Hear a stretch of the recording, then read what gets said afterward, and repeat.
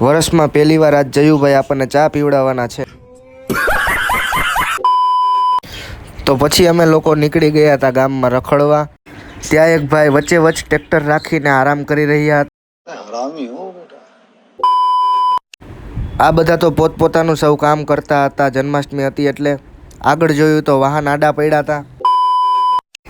આ લોકોએ તો વરસાદની પણ પૂરેપૂરી તૈયારી કરી લીધી.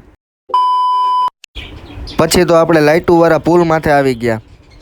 ત્યાંથી આગળ આવ્યા તો ભૂરા બાપાનો ચોરો આવી. તો હવે અમે જતા હતા ચા પાણી પીવા. અમારા જયભાઈને પૈસા દેવામાં તો બહુ હાલ આવે. પછી અમે લોકોએ પી લીધો તો ચા. મેં પણ ચા પી લીધો.